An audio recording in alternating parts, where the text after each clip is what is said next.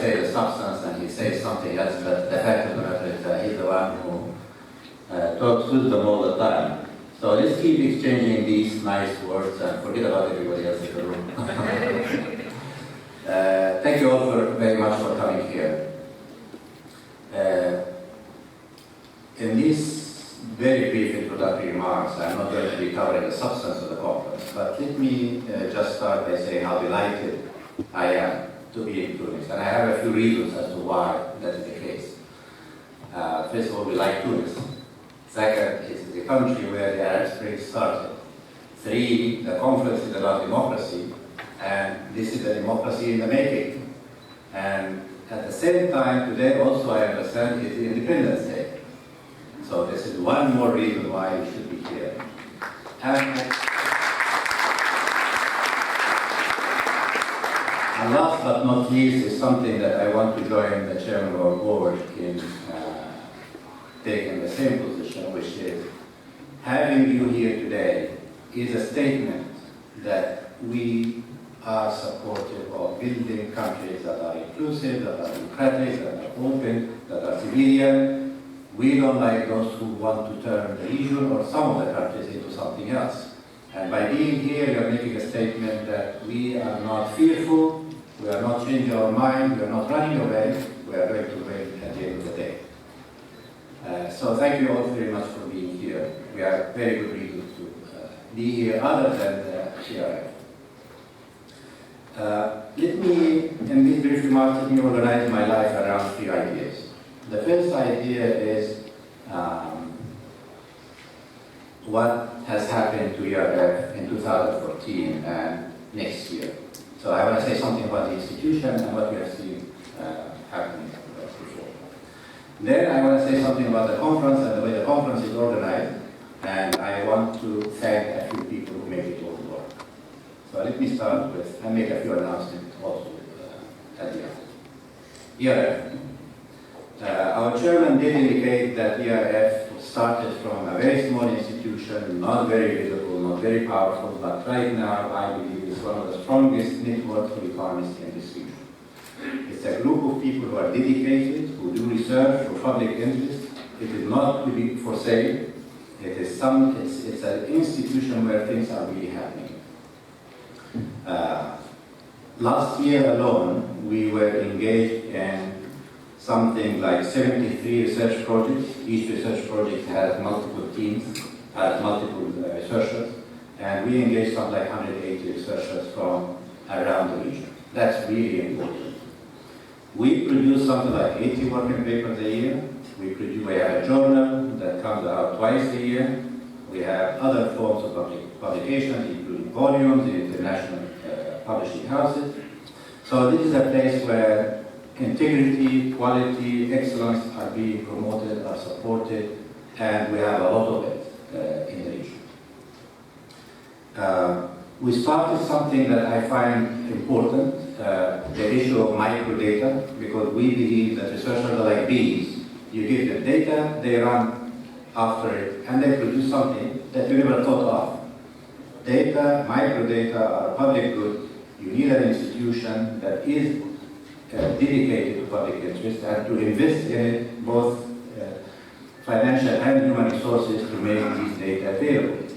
In a region where microdata are scarce, even when they are available, they are not made available to the public, we make sure that the researchers working on the region, either from the region or outside the region, have access to that data, and we believe we are doing the community a service by doing that. The other thing that I want to say also in terms of what we do is that we work on lots of things, but we decided to be focusing on a few themes because we think these themes are important for the region. There is a knowledge gap, not enough work has been done on them, and we keep working on them cumulatively. It's not a one-time affair. We don't go and deal with the research question once and then leave it as if we are done. No, we keep working on it over time. What are some of these themes? One is inequality. Another is labor, human development. A third is natural resources and economic diversification. A fourth is obviously something to cope with the changes that are taking place in the region, which is what we call economic and political transformation. We need to understand the grievances, we need to understand people's aspirations, we need to understand what causes what, and we need to be able to speculate about where things might be going. We also have one additional theme, which is gender. I like to think of gender issues. Probably the best place for them is to mainstream them as far as different areas of economics or research questions are concerned. But sometimes it's worthwhile to dedicate some resources to dealing with issues that tend to be neglected otherwise. The last issue that I want to focus on as far as the work of ERF is concerned is the issue of bridging the gap between research and policy. Researchers are very funny people. They go to the dark rooms, they think about the questions that bother them, and the rest of the world doesn't need to know much about it. In fact, somebody was making a comment that ERF is like a submarine, very powerful, but underwater. You need to come above water. You need to be seen, you need to interact with society, you need to do something that's useful for other people as well. That is why we have picked the issue of a policy outreach or a policy dialogue to be one of the additional pillars. Not only do we want to produce good quality research, not only do we want it to be published in the best journals, degree journals, and producing good books, and so on and so forth, but we also want to make sure that we are reaching out to the community really well. Last year we had a couple of events that I'm very fond of. One of them was called a development debate, which we did in collaboration with IDRC and World Bank, actually. And we had we debated the issue of equity versus growth. Which one should come first? If you are stuck in a country like Egypt or Tunisia at a given point in time, and you need to deal with the people who are asking for a change, and you have limited resources, limited time, and limited time in government too, by the way. Interim governments have been an interesting phenomenon that is worth exploring in its own right, as a matter of fact. Time horizons of ministers. When it's too short, they think about today only, they don't think about tomorrow. But in any case, that's a side issue. We had a debate, two teams starting off with, it's almost like the Monk debate or the BBC debate or the Doha debate, and we had two teams on the two sides and arguing against one another, and the team I was on, by the way, we lost, so, but that was okay. Hannah reminded me yesterday that my team lost. We won, but we lost. We won because we still had more than 50%. We stood for equity first, by the way. We won because at the end we still had more than 50%. However, our starting point, the other guys started at a much lower percentage, and they ended up with a higher percentage than we started. Good for them, but I think the merit of the entire exercise was not about who was going to win.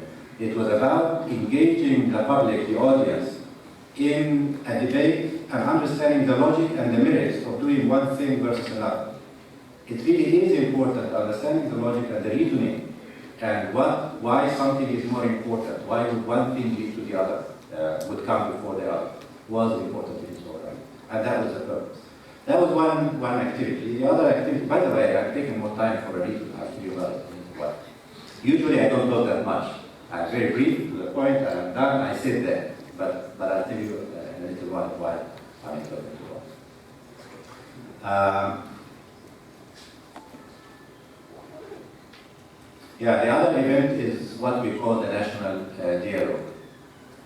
In Egypt, we turned out that we were all very busy talking about yesterday, and nobody was asking any question about tomorrow. So we came up with the idea, how about if we put together a group of people, multi-stakeholders of a very different kind, coming from everywhere, and getting them to sit with each other for 3 days in a resort, like the one we are in now, where you have a captive audience. They cannot go and swim because the swimming pool is very cold. Don't go there. And allow every view and account of view to be heard, and people discussing that. I mean, you get people from the left and the right, from the political Islam and non-political Islam, from all walks of life. That was really a very useful event to have held, and it did receive probably the most extensive coverage we have ever had here. So we are essentially, let me go back to the basic point. The basic point is we are interested in doing good quality research, but we are equally interested in communicating that research and engaging with the public so that the submarine becomes what is the opposite of that hustle. You are the one who teaches me in cruises. Cruises. It's a cruise. Cruiser. Huh? All right. Well, anyway, something about water. Let's put it that way. All right. That is. So ERF last year was really doing quite well. We do have an annual report in which we describe everything we have done. I just wanted to highlight a few things because it is important that we recognize what kind of institutions that is, what do we work on, and which way we fit into the grand scheme of things. Let me move on to say a few words about this conference. We usually pick one grand theme for the plenary sessions of every conference. This one we decided to talk about democracy and development. Why is that the case? Well, to begin with, well, obviously we all agree that democracy is important in its own right. The trouble is, do we know beyond that? Do we know the relationship between democracy and development or not? Some people, in fact, used to call to me, well, in Singapore and East Asia, you have these guys who, non-democratic guys, let's put it that way, who were able to turn a country around, right? So does it take a benevolent dictatorship to turn things around? Or do you have a democracy? Is the decision-making process easier than a democracy or not? I mean, obviously with democracy you get the voices of a lot of people, but of course too many voices and too many might create noise. So do we really know that democracy promotes development and prosperity for all? Do we know if the opposite is true? That's an interesting question. What do we know about the experience of other countries?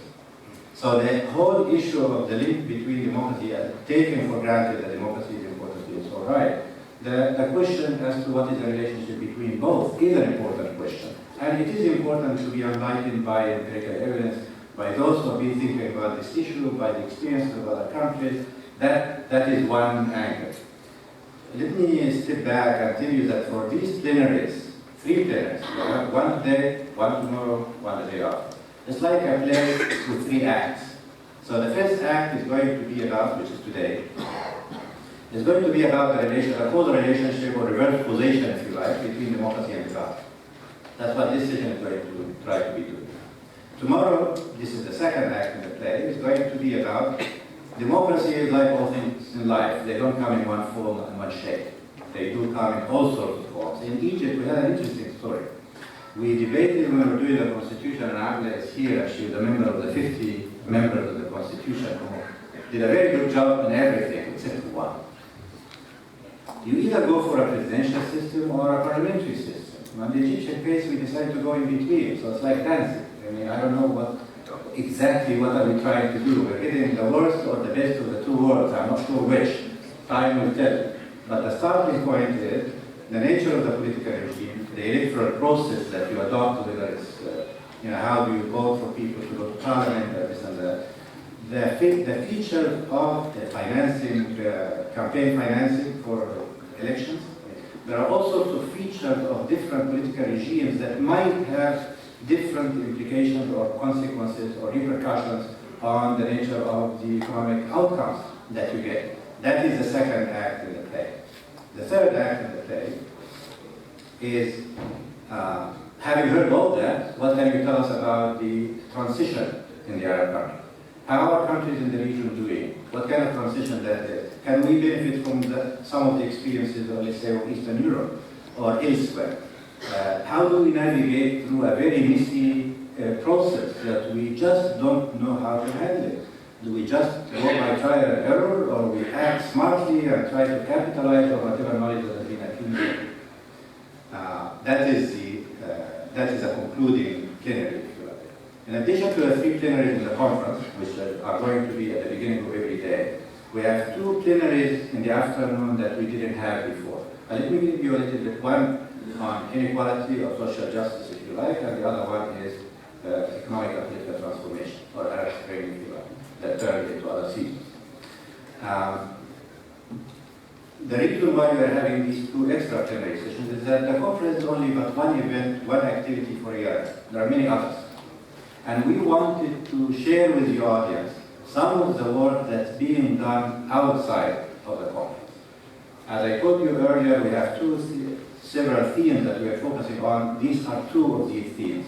And the thematic leaders of each of these two themes is going to be leading a plenary, telling us what they have done, not literally just telling us what we have done. It's going to be substantive discussion on what has taken place, let's say, on issues of inequality, and we are delighted to have John Romeo with us in the room, who is going to be telling us that we did okay, or we did 50-50, or we did very well.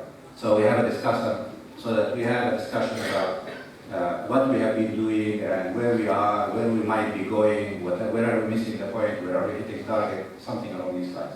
The same thing will apply to the other plenary, which has to do with the economic and political transformation. And Saeed has been doing a really fantastic job in breaking new grounds, telling us things that we didn't know before, we took it for granted earlier. All right, what else is in the conference other than the plenary session, the 3 at the beginning and the 2 in the afternoons? We do have otherwise, in the interim period that you will see in the agenda, 6 parallel sessions at all times. And this is where more than 50 papers will be presented, where there will be discussions. This is really where the down-to-earth, serious analytical research is taking place. And young and old people, really more young than old, but the other guys who are doing the work, we're just watching them nowadays. But in any case, there will be more than 50 papers presented with discussants in 6 parallel sessions along the themes of macroeconomics, microeconomics, international economics, finance, labor and human development, and institutional economics. What else do we have in the conference? We have in the closing session a tradition that we have started quite some time ago, and it really has worked extremely well. We call it the Best Paper Award Ceremony, and that is in the closing session. What is the story there? We try to encourage people to do a really good job, and we have refereeing committees for each of these themes. And these people will look at all the papers presented in that particular theme, and they will pick the best paper, and you will join us in celebrating the award of those papers. Well, what do they get in return? Recognition for one, they get photographs for another, and 3, we get them a little money, by the way. So we really are interested in encouraging young people in doing really good quality research. I think that's pretty much what I want to say about the conference. Let me turn to my last very few brief remarks. Things work for lots of reasons, but some of them are more important than others. Our chairman has just mentioned the most important asset we have in ERF is the research affiliates, is the community of researchers. And we have something like close to 300 people. They are not all living in Cairo, just in the villa we have. They are scattered all over the place, but they really are dedicated, they are serious. Without them, we cannot do any of the stuff I have just told you about.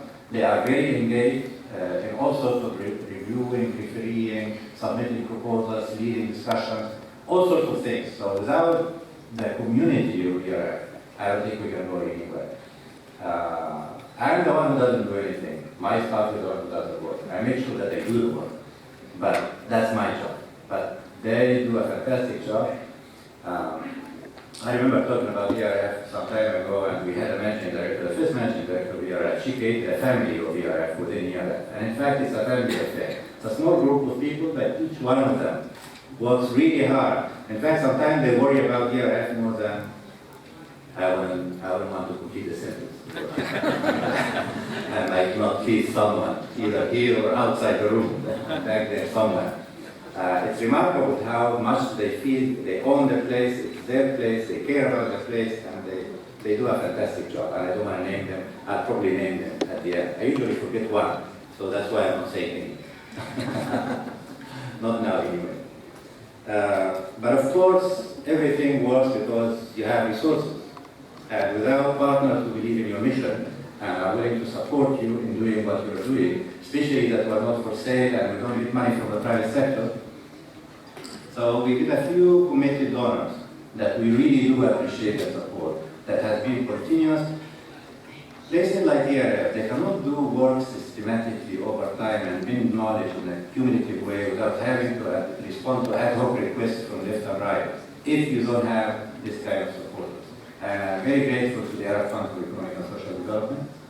I'm very grateful to IDRC, the National Development Research Center, the Canadian Crown Corporation. And I'm very grateful to the World Bank. And who else should I be grateful to?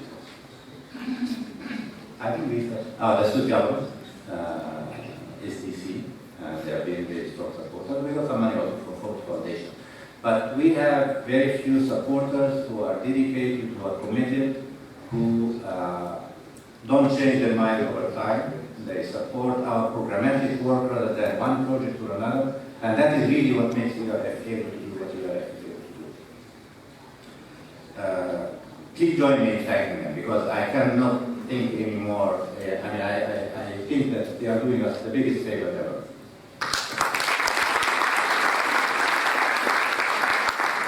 Let me leave you with one piece of very good news and then a few logistical pieces of news. At ERF, we want to worry about sustainability of the institution. Sustainability of the institution comes from a few things, including all that what I said before. But one of them is called endowment. We have had a target of building an endowment for ERF of $10 million some time ago, 5 years ago.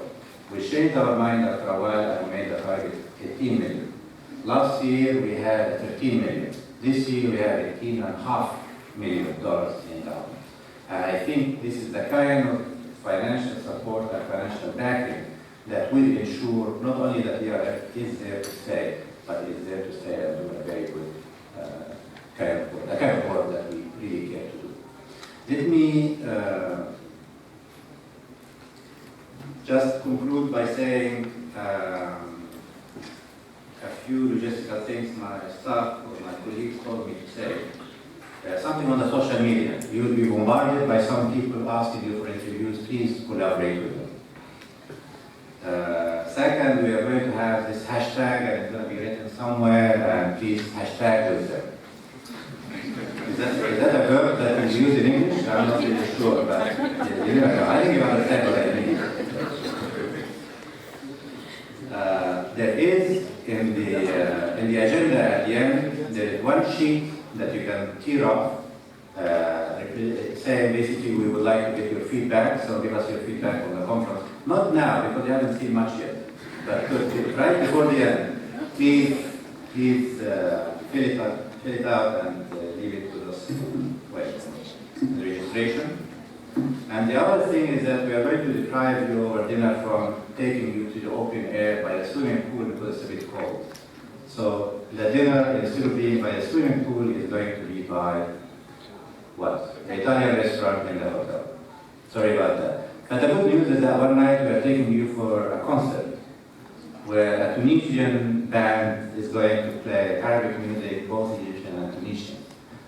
We did that last year in Cairo, and Mr. Ahmed told me, if you invited me to just to that concert rather than the entire conference, I would have come from Kuwait just for that. And I'm sure Tunisians would outperform Egyptians with that crowd. So I do look forward to it. Now, let me tell you why I talked too much today. Because we lost one panelist. So we have a little more time. So I allowed myself, with the permission of Mr. Chairman, that I share with you some thoughts that go beyond the whole duty, as I say. I want to thank everybody who came. We have cooked a good meal. I hope you like it. Thank you.